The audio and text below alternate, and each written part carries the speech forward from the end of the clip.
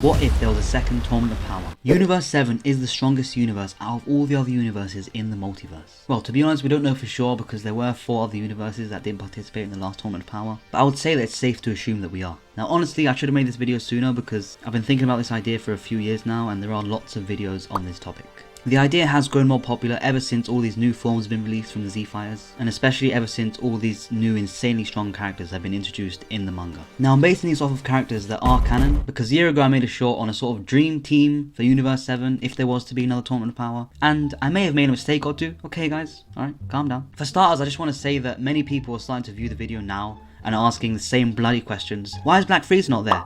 Where's Beast Gohan? How are you going to exclude Orange Piccolo?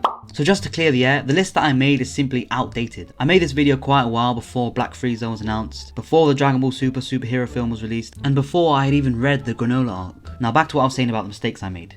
I included Zamasu, who is from Universe 10. I appreciate all you guys in the comments trying to back me and say that he'd be allowed, but they're right. I mean, he could just change universe, you know, like come on, it can't be that hard in the bloody Dragon Ball Z world. Universe 10 wouldn't even want him anyway. But then again, he also isn't immortal, and of course only mortals are allowed in the Tournament of Power, so he wouldn't be allowed. For the second mistake, which wasn't really a mistake, just more me not really thinking it through enough, which was adding characters like Kumba, Golden Cell, and Golden Metal Cooler to the list. The reason why I shouldn't have added them to the list is simply because they aren't canon. And on top of that, if I was to include non-canon characters, it wouldn't make sense. I'd also have to include all these other overpowered characters that aren't canon, such as Zeno Goku, CC Goku, Super Saiyan 4, Limit Breaker Broly, and all this crap. So in conclusion, the short kind of flopped. When I realized this, I was going to take it down and recreate it, but then I saw how it had gone viral and it's still my most viewed short, so I'm going to have to just leave it and then, you know, I'm going to have to link this video and hopefully you guys, you know, watch this so I can like sort of clear the air. So instead of doing all of that, ladies and gentlemen, I'm going to make a list consisting of the strongest characters in our universe, which would be considered as a dream team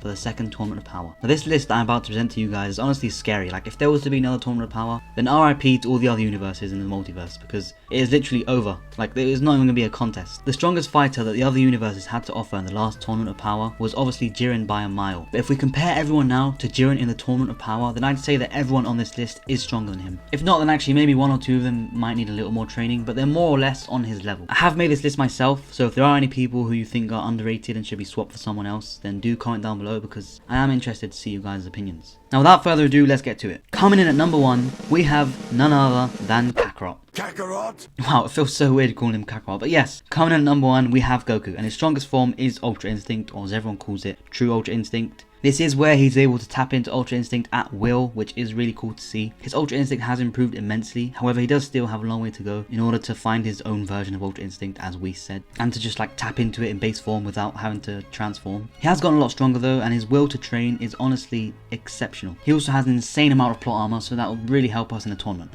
But no, really he has gotten a lot stronger, and yeah, it's great to have him on the team. Obviously, he's like the captain of the team anyway, so yeah. Up next is Vegeta, the main man. Vegeta lately has been quite riveting. He of course has unlocked 2 new forms, one being Super Saiyan Blue Evolution, which is exclusive to the anime, and another being what he likes to call Ultra Ego. You know, as soon as Beerus offered Vegeta to train with him, I was really happy, because I saw how Goku was constantly training with Whis and improving his Ultra Instinct, whilst Vegeta mainly just watched and he felt like quite left out. And also Goku was able to tap into Ultra Instinct during the Moro arc, whereas Vegeta still only had Super Saiyan Blue. I feel like even Beerus noticed how Vegeta was falling behind, and that's why he gave him a chance to train with him. When I saw Beerus becoming Vegeta's trainer and Whis Goku's trainer, it was honestly really cool to see. It shows how Beerus really does like Vegeta more than Goku, since he respects Vegeta and probably just finds Goku childish and stupid. However, he does respect them both. But I'd probably say he likes Vegeta more. You know guys, it's actually really nice to talk about Vegeta and Goku in their current forms, because I haven't really made any videos on Ultra Instinct or Ultra Ego. I might soon make a proper comparison of the 2 forms, because I've only really been talking about Gohan and Piccolo's new forms. So back to what I was saying.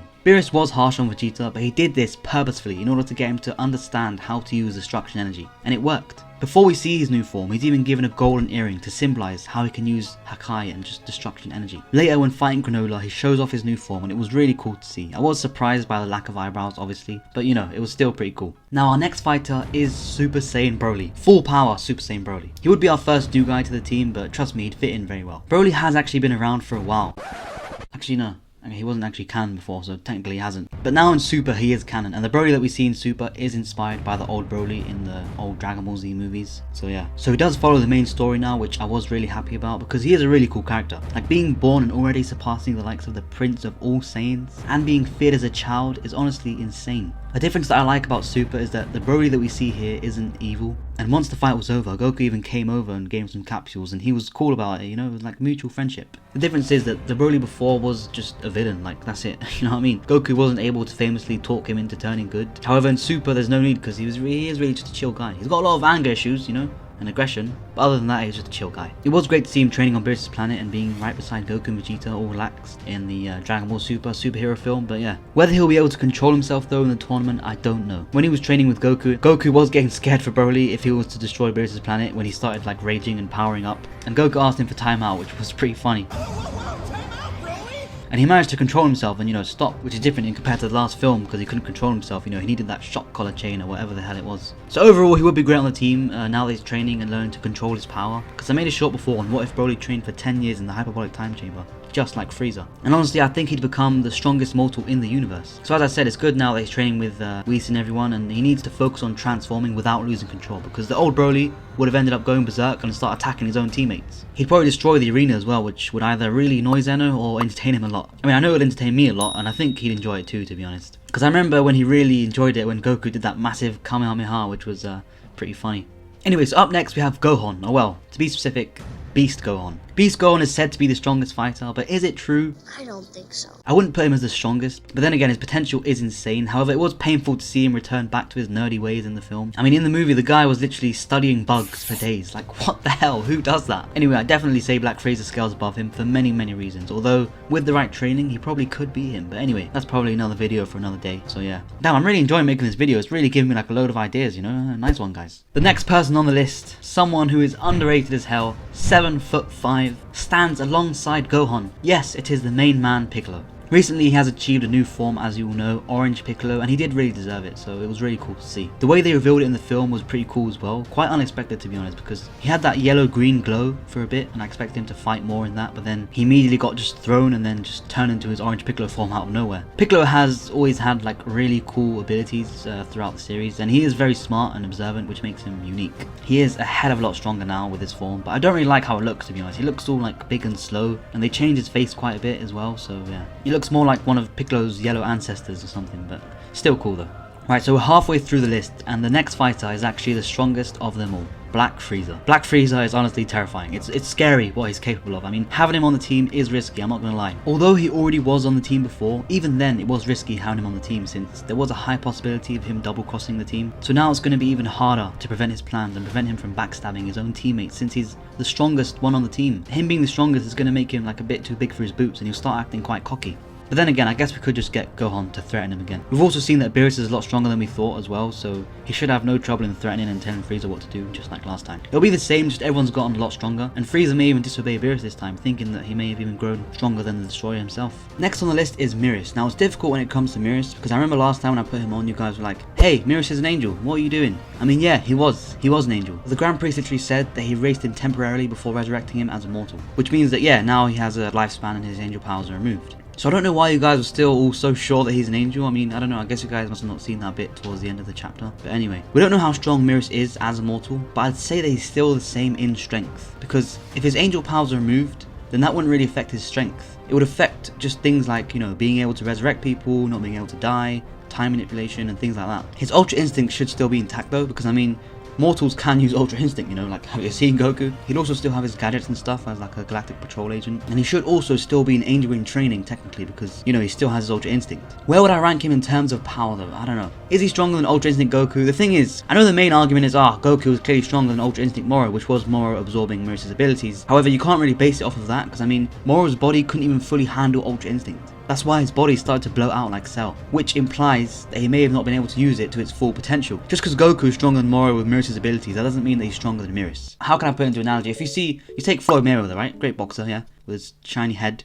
If I take Floyd Mayweather's jab and I mimic it perfectly, and then I go on and fight someone and I lose, that doesn't mean that the person that beat me is stronger than Floyd Mayweather. That just means that I'm just weak and well, I'm not weak, I'm just quite strong. But the point is, that doesn't mean that the person that beat me is stronger than Floyd Mayweather. That just means that he's stronger than me. You know what I mean? The same thing in this scenario. But I don't know, it's just speculation, I guess. So Ultra Instinct Goku is definitely stronger than Moro. But I would say Merus is stronger than Goku and Vegeta with his angel powers. He was just holding back at times, but then so was Moro when he fought Merus. However, without his angel powers, he would be slightly weaker than Ultra Instinct Goku and Ultra Ego Vegeta towards the end of the Granolah arc. The same goes for Moro, I believe. With his angel powers, he is stronger than him. Trust me, he must be. But without his angel powers, Moro is stronger. Even if Moro doesn't use his own abilities, he would still be stronger. So anyway, the reason I'm doing all this, guys, is because at the end, I do want to rank everyone on the list from strongest to weakest. So I just wanted to settle that little debate there. But yeah. Now next, I've added Gas to the list. Now hear me out. I know he's a villain.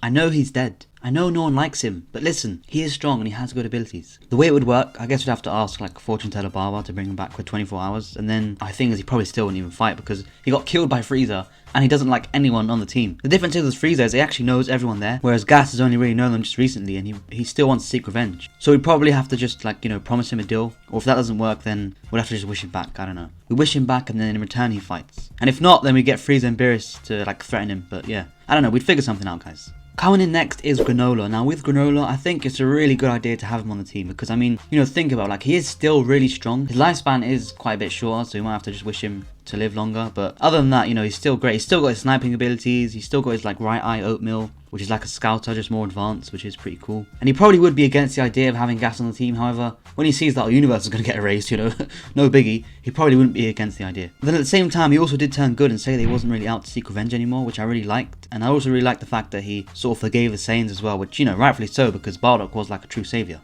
Now last and certainly not least, actually, he probably is least in terms of power, but it's Majin Buu! Well, to be specific, Fit Buu. Now you know that he's going to be OP in the Tournament of Power because he's got his sick abilities and so everything. He just, yeah, he'd be great. It'd be great to see him training again. And Akira Toriyama knows that having him on the team would make us too OP. That's why he's making this bloody fat guy sleeping all the time.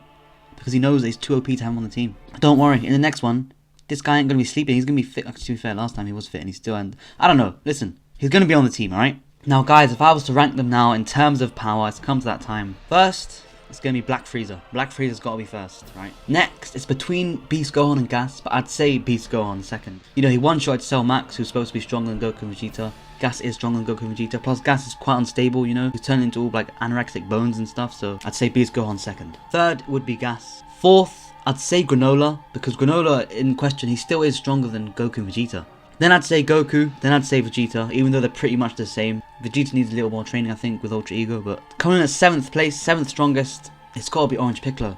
It's got to be Orange Piccolo. I think he's stronger than Merus, because Merus as a mortal, I don't really know how strong he is, you know what I mean? It's between, 7th place is between Orange Piccolo and Merus. Orange Piccolo is said to be a bit weaker than Ultra Instinct Goku, and so is Merus, to be honest, as a mortal, so I don't really know. I think I'd say Orange Piccolo is stronger than Merus, just because Piccolo, come on man. Then I'd say 8th coming in Merus. Then I'd say, so between Broly and Fit Buu. Broly is of course stronger than Fit Buu. However, it's painful to put Broly like penultimate because with just a little more training, a little more power control, he'll jump this, he'll become first, if not second. So yeah, I'd say then Broly, since he's not been training enough, but by the time the tournament comes, he will be quite strong. So, you know, as of now, it's going to be Merus, then Broly, then Fit Buu, Majin Buu. Although Majin Buu has got the best abilities on this team.